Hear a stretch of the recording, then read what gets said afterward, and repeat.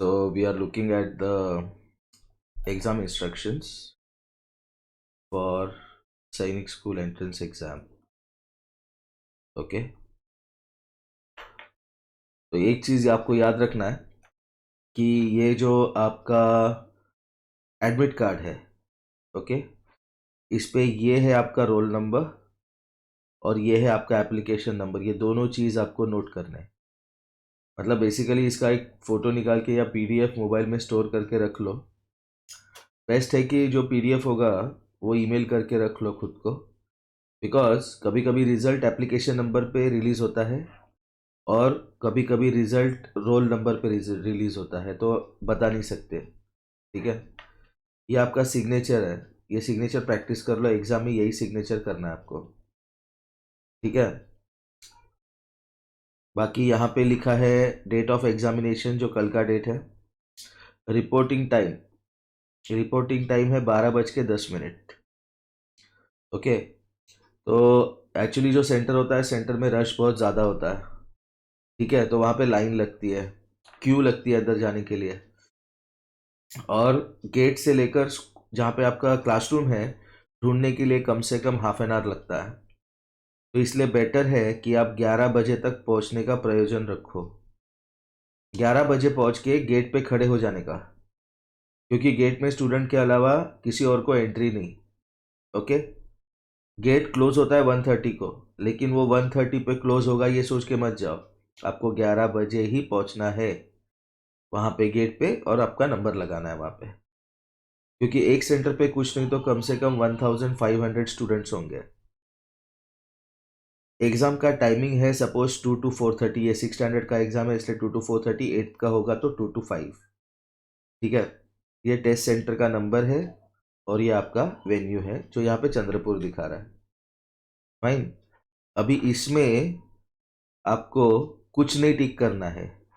अगर बीमार है नहीं है कुछ भी टिक नहीं करना है यहाँ पे। ठीक है, फाइन, यहाँ पे भी कुछ नहीं करना है आपको। ओके, ये जो भी है वो एग्जामिनेशन सेंटर पे जाके वो आपको बता देंगे क्या टिक करना है नहीं टिक करना है, वो सब मैनेज हो जाएगा। यहाँ पे देखो, पेरेंट का signature, candidate signature to be signed on the day of examination presence of invigilator only. यहाँ पे आपको साइन नहीं करना है, पेरेंट को यहाँ पे साइन करना है। ये जो मैंने बॉक्स बनाया है यहाँ पे पेरेंट को साइन करना है। ठीक है, candidates left hand thumb impression to be put before reaching the centre. यहाँ पे लेफ्ट हैंड का थंब इंप्रेशन चाहिए, लेफ्ट थंब। ओके, उसके बाद कैंडिडेट का photo same as upload application form to be pasted before reaching the centre. यहाँ पे जो ऊपर दिया हुआ फोटो है वही पेस्ट करना है। अगर गलती से आपके पास नहीं होगा फोटो और आपको दूसरा फोटो पेस्ट करना है, कोई फर्क नहीं पड़ता। ठीक है, वो वहाँ पे जाके रिक्वेस्ट कर देंगे कि ऐसा प्रॉब्लम है, तो वो मैनेज कर लेते हैं। ये हो गया फर्स्ट पेज एडमिट कार्ड का। अभी देखते हैं सेकंड पेज। सेकंड पेज में क्या दिया है? Important instruction for candidate. The admit card consist of 5 pages. Page 1 contains the center details and self-declaration from regarding COVID-19. 2 and 3 contain important instruction for candidate. Page 4 contains advisory for candidate regarding COVID-19. ये advisory है, इससे कुछ अपने को मतलब नहीं है। Centre पे आपको सैनिटाइजर वगैरह सब कुछ मिल जाता है, लेकिन आइडियल चीज़ है कि आप मास्क लेके जाओ। अलाउ करेंगे अंदर लेके जाना, नहीं अलाउ करेंगे अलग बात है, लेकिन मास्क साथ में रखना जरूरी है। Top sheet containing the person and test details as well as self declaration and signature of parent is required to submit to the exam center. तो ये जो फर्स्ट पेज है केवल इतना ही देना होता है एग्जामिनेशन सेंटर पे, बाकी सब अपने लिए है। ठीक है, all candidates are required download and read carefully the instructions and advice for कोविड-19 given the admit card and strictly adhere to them.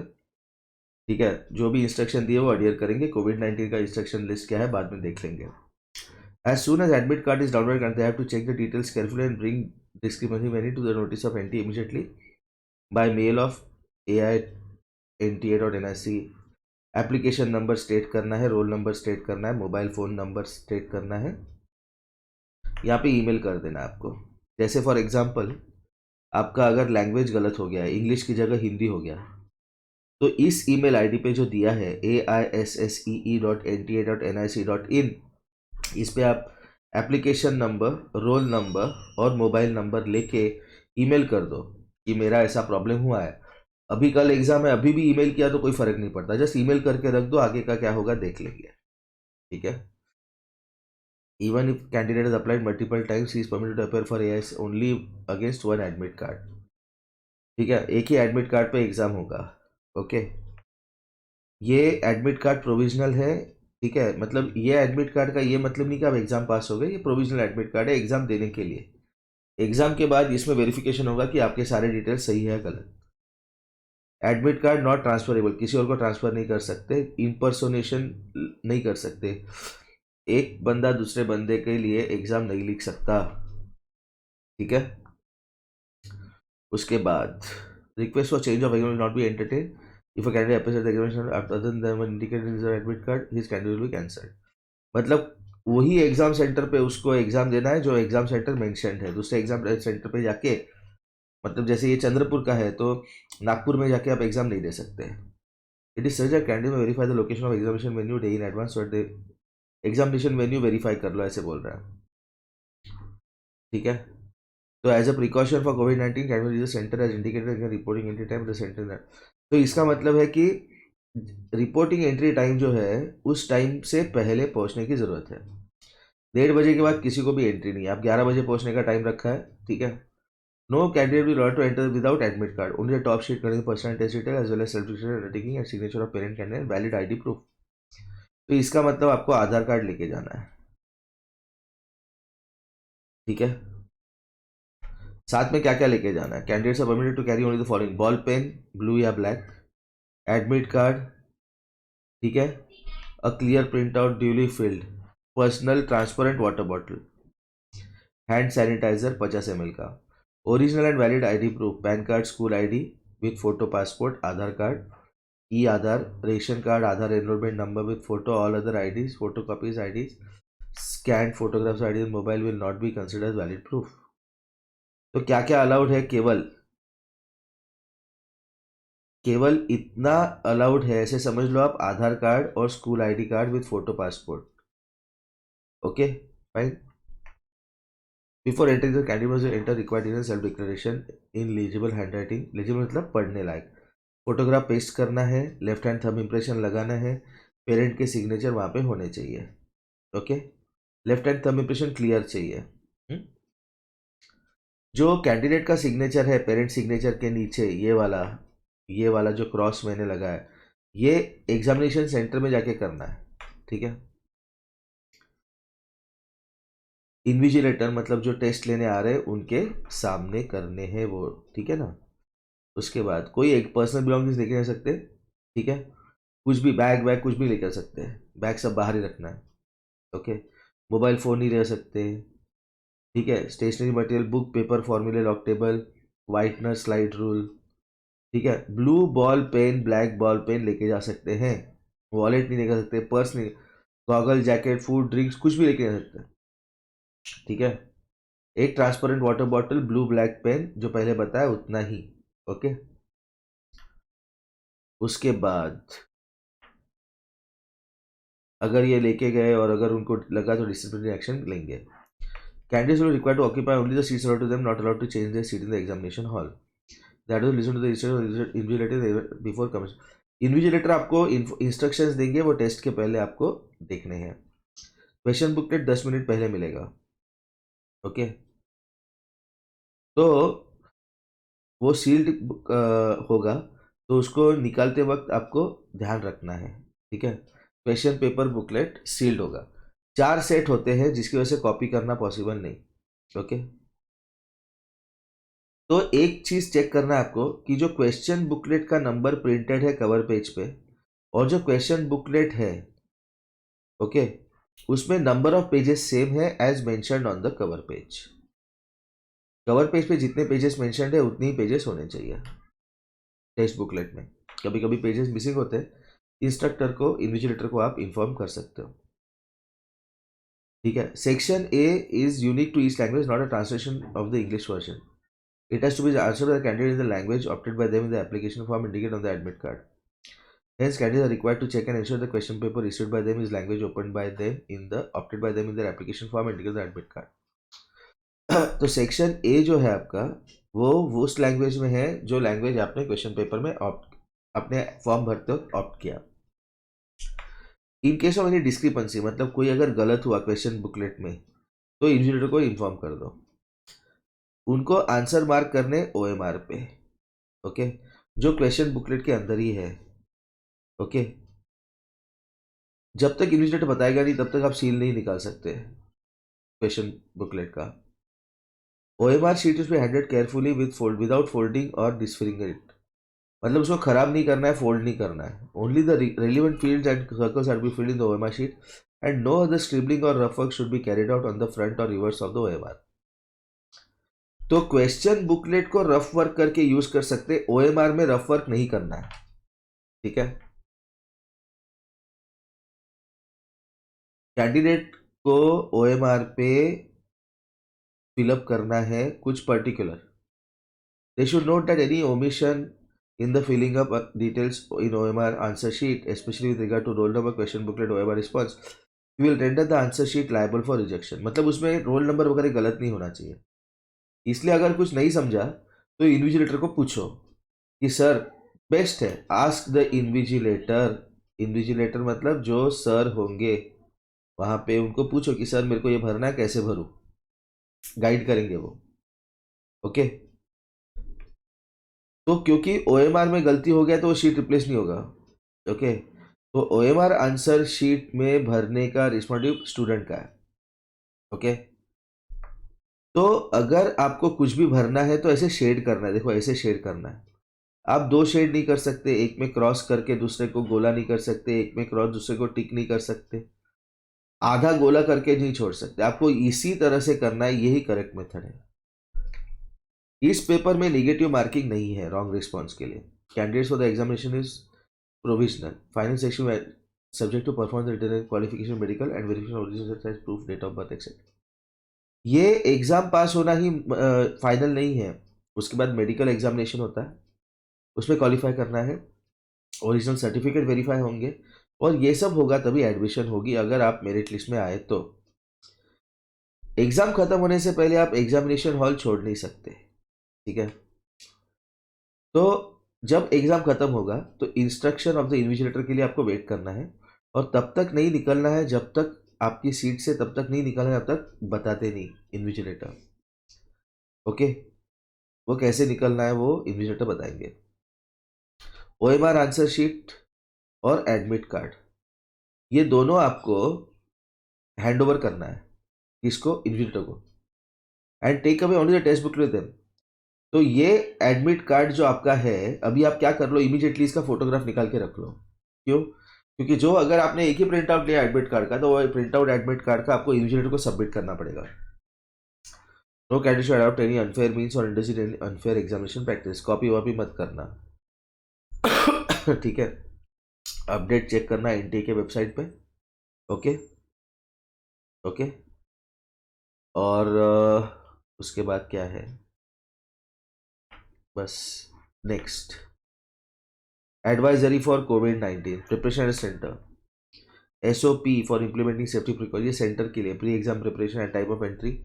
Okay, 6 feet दूरी रखो. ओके, तो ये सब कॉमन सेंस है. वो एग्जाम सेंटर पे जो रहते हैं वही आपको इंस्ट्रक्ट करेंगे क्या करना है. ठीक है, अटेंडेंस शीट पे साइन करना है. ओके, तो सेंटर पे आपको फ्रेशली प्रोवाइडेड मास्क मिलेगा. ठीक है, तो यहां से मास्क लेके भी जाओगे तो भी कोई मतलब नहीं, वो वहीं पे आपको मास्क देंगे एग्जामिनेशन रूम में. फाइन, कब डिस्पोज करना है, उसको फेंकना कब है, आप डिसाइड कर सकते हो. एग्जाम कंप्लीट होने पे candidates will permitted to move out in orderly manner one candidate at time. Candidates required to wait for instruction of the invigilator. Exam खत्म होने पे इन्विजिलेटर के इंस्ट्रक्शंस के लिए वेट करो. ओके, अपनी सीट से तब तक मत हिलो जब तक आपको बताएगा नहीं. ठीक है, तो आपको एडमिट कार्ड इसको हैंड ओवर करना है. ओके, और रिस्पॉन्स शीट उसको हैंड ओवर करना है. किसको? इन्विजिलेटर को. तो अभी हमने समझा क्या, moral of the story, summary. Summary क्या है, एक पेन लेके जाना है, ब्लू या ब्लैक। दूसरा, वाटर बॉटल लेके जाना। मैं तो बोलता हूँ पानी, एग्जाम के पहले 1 घंटे तक पानी मत पियो, कोई फर्क नहीं पड़ता। ठीक है? क्यों? अगर सुसु लगी और आप गए एग्जाम के दौरान तो आपका 10-15 मिनट चला जाएगा। ठीक है? थर्ड, एडमिट कार्ड जो है उसका फोटो निकालना है आपको। क्यों? इसलिए क्योंकि वो एडमिट कार्ड आपको हैंड ओवर करना है इन्विजिलेटर को। फोर्थ, 11 बजे पहुंचना है। इतने instructions as far as the admit card is concern enough है। ठीक है? फिफ्थ, ओएमआर के लिए अगर ये गोला है इसको शेड करना है तो ऐसे शेड नहीं करना है, पूरा गोला शेड होना चाहिए। और शेड किससे कर रहे हैं हम? ब्लू या ब्लैक पेन से। अभी ये हो गए इंस्ट्रक्शन एग्जाम के लिए as far as exam is concern. अभी पेपर का स्ट्रैटेजी, पेपर आंसरिंग स्ट्रैटेजी। तो इसको बहुत सिंपल रखो। पहले 5th स्टैंडर्ड का देखते हैं। 5th स्टैंडर्ड, ठीक है? तो मैथ्स, जीके, इंग्लिश, इंटेलिजेंस। ठीक है? मैथ्स में 50, 25, 25, 25। ठीक है? ये है आपका number of questions.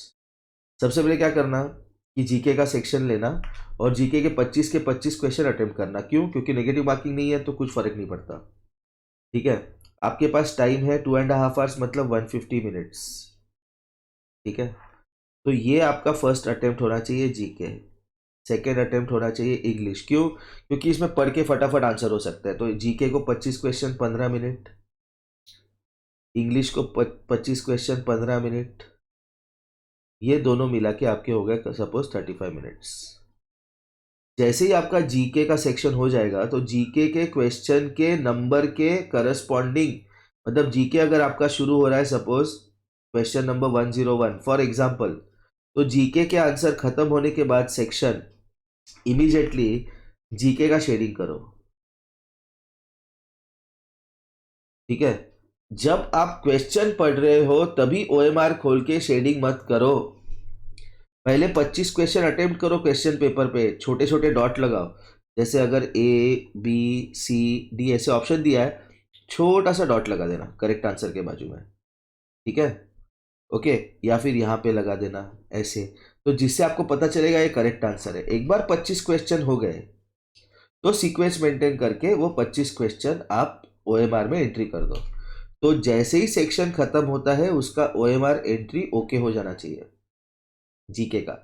Similarly for English 25 question हो गए, ओएमआर एंट्री ओके।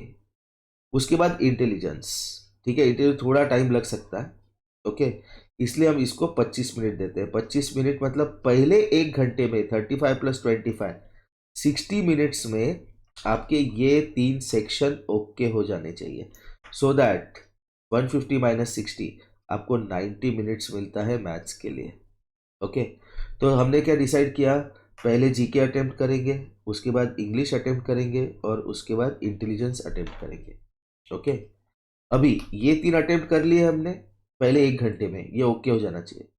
उसके बाद मैथ्स में 50 में से कम 3 क्वेश्चन ऐसे होंगे जिसके लिए बहुत दिमाग चलाना पड़ेगा और वो क्वेश्चन आपको छोड़ देने हैं। ओके? आंसर मत करो, छोड़ दो। और मैथ्स में स्ट्रैटेजी रखो, 15 क्वेश्चन अटेम्प्ट करो। 15 क्वेश्चन अटेम्प्ट करने के बाद वो 15 का ओएमआर करो कंप्लीट। इसका रीजन ये है कि मैथ्स में कभी कभी ऐसा हो जाता है कि सॉल्व करने में अपना टाइम निकल जाता है और ओएमआर शेड करना रह जाता है। तो एक तो ये है कि क्वेश्चन नंबर के करस्पॉन्डिंग ही जो क्वेश्चन नंबर है उसका ही आंसर अपने को लगाना है ओएमआर में। तो इसके लिए क्या करना अभी कि जब मैथ्स में 15 क्वेश्चन अटेम्प्ट हो गए तो हम लोग अटेम्प्ट कैसे कर रहे हैं? अभी हमने डिसाइड किया था कि suppose A B C D option दी है और अपना ऑप्शन सी है, तो सी के पहले हम छोटा सा डॉट लगा रहे हैं। ये डॉट क्या है? मेरा करेक्ट आंसर। नेक्स्ट क्वेश्चन पे जा रहे हैं, रफ वर्क कर रहे हैं, वो कर रहे हैं, तो दैट लिंक नहीं टूटेगा। जैसे ही 15 क्वेश्चन हो गए मैथ्स के, सपोज मैथ्स आपका शुरू हो रहा है क्वेश्चन नंबर 1 फॉर एग्जाम्पल, तो ये मैथ्स का क्वेश्चन नंबर 1 आप जीके, इंग्लिश और इंटेलिजेंस के बाद अटेम्प्ट करने वाले हो। ठीक है? तो ऐसा मत करना कि जीके का फर्स्ट क्वेश्चन अगर 101 है तो इसका आंसर 1 में लिख देना, ऐसा मत करना। करस्पॉन्डिंग ओएमआर में ही सोच समझ के एंट्री करना बहुत जरूरी है, ठीक है। अभी जैसे ही आपका मैथ्स के 15 क्वेश्चन हो गए, वो 15 क्वेश्चन का एंट्री आप ओएमआर में कर दो। ओके, ये हो गया आपका clear as far as OMR marking is concern. फिर आप नेक्स्ट 15 के ले जाओ, उनका करो। और जो क्वेश्चंस आपने छोड़े हैं वो छोड़े हुए क्वेश्चन को स्किप करना। ऐसा ऐसा नहीं होना चाहिए कि 15 के बाद आपने 16 स्किप कर दिया और 17 का आंसर आपने 16 में एंट्री कर दिया। वो ध्यान रखना आप कि जो स्किप किए हैं उस पर ध्यान रखना, ठीक है। ये हो गया। तो ये हो गया स्ट्रैटेजी आपका किसके लिए, 5th स्टैंडर्ड के लिए। अभी 8th स्टैंडर्ड के लिए, 8th स्टैंडर्ड के लिए मैथ्स में है 50, सोशल साइंस, इंग्लिश, ठीक है, और इंटेलिजेंस इसमें है 25। Okay fine. तो सबसे पहले 8th स्टैंडर्ड में इंग्लिश अटेम्प्ट करो, ये सबसे इजी होता है। सेम स्ट्रैटेजी, जैसे ही इंग्लिश का सेक्शन खत्म होगा तब ओएमआर टच करो, जब तक नहीं होता खत्म ओएमआर को देखो भी मत। क्यों? क्योंकि क्वेश्चन से ओएमआर से क्वेश्चन करने में बहुत बार अपना ध्यान भटक जाता है और अपना कंसंट्रेशन नहीं रहता। उसके बाद आप अटेम्प्ट करो एसएस में सारे क्वेश्चन अटेम्प्ट करने हैं, साइंस में सारे क्वेश्चन अटेम्प्ट करने हैं, इंटेलिजेंस अटेम्प्ट करो 4th। 8th का टाइम है 3 आवर्स, ठीक है। आइडियली ये पूरा आपका, जैसे ही आपका इंग्लिश होगा आप ओएमआर अटेम्प्ट करोगे, साइंस होगा ओएमआर अटेम्प्ट करोगे, एसएस होगा ओएमआर अटेम्प्ट करोगे, इंटेलिजेंस होगा ओएमआर अटेम्प्ट करोगे। तो ये आपका पकड़ लो आप 15 3 45 प्लस 5 50 मिनट्स, और इंटेलिजेंस के लिए करीब 20 मिनट, मतलब कितना हुआ 50 + 20 70 मिनट्स, और 10 मिनट पकड़ लो आप ग्रेस 80 मिनट्स। तो पहले 80 मिनट्स में आपके ये चारों सेक्शन खत्म हो जाने चाहिए। अभी 3 आवर्स मतलब 180 मिनट्स है आपके पास, तो 180 मिनट्स में से 80 चले गए तो 50 क्वेश्चन के लिए 100 मिनट्स। ओके, 8th स्टैंडर्ड के मैथ्स में कम से कम 3 से 4 क्वेश्चन ऐसे होंगे जिसमें बहुत बड़े बड़े कैलकुलेशंस होंगे, वो क्वेश्चन स्किप कर दो। मेन फोकस पेपर का ऐसा होना चाहिए, don't fall in love with the question, question से प्यार मत करो।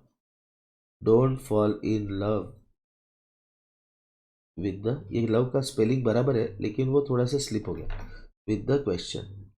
क्वेश्चन से प्यार मत करो कि भाई मेरे को आता है तो मैं अटेम्प्ट करूंगा, और वैसे ही क्वेश्चन देते हैं जिसमें रिगरस कैलकुलेशन होता है, तो उसकी वजह से क्या होगा, आपके बाकी के क्वेश्चन जो इजी है वो स्किप हो जाएंगे। उसको छोड़ दो, उसको समझ लो कि इसको छोड़ा है, उसका ओएमआर छोड़ दो, और इसमें भी सेम स्ट्रैटेजी रखो, 15 क्वेश्चन फिर ओएमआर, 15 क्वेश्चन ओएमआर, और क्वेश्चन नंबर वेरीफाई करके ही ओएमआर शेड करना। ओके, क्वेश्चन नंबर वेरीफाई करके ओएमआर शेड करना। ये स्ट्रैटेजी फॉलो किया तो आप ओएमआर शेडिंग में पीछे नहीं होगे, you will be able to do it properly, और आपका पेपर भी टाइम से कंप्लीट होगा, और पेपर के आंसर्स भी ओएमआर में क्लियरली दिख जाएंगे, ठीक है।